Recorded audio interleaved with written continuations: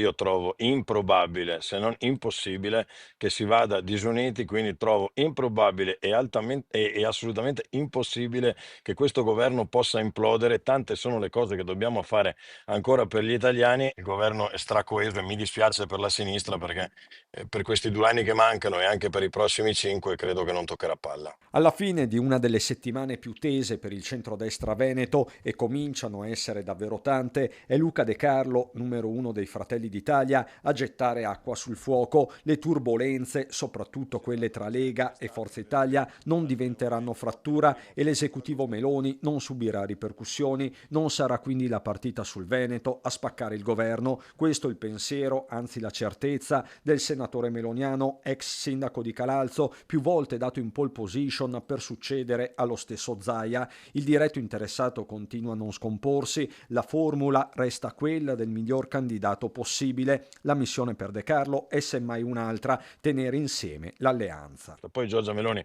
ha affidato a me questo compito 5 anni e mezzo fa in Veneto e finché io avrò questo ruolo continuerò a comportarmi secondo quello che le indicazioni che mi dà il leader, senza pensare a quello che sarà il futuro di Luca De Carlo.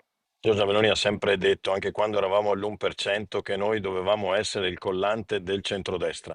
Lo abbiamo dimostrato con le scelte, non siamo stati al governo con nessun governo che non fosse espressione solo del centrodestra. Quanto al fattore tempo, anche qui, almeno ufficialmente, nessun psicodramma. Si aspetta la data delle elezioni nella finestra tra il 21 settembre e il 23 novembre, con Zaia chiamato a prendere una decisione definitiva. Non credo che incida particolarmente il fattore del tempo. Ad oggi non abbiamo una data alle elezioni perché, e quindi credo che a catena, una volta decisa la data delle elezioni, si potrà anche ragionevolmente decidere. Posto che se la coalizione è compatta, possiamo scegliere il candidato anche 40 giorni prima delle elezioni, che non c'è nessun problema.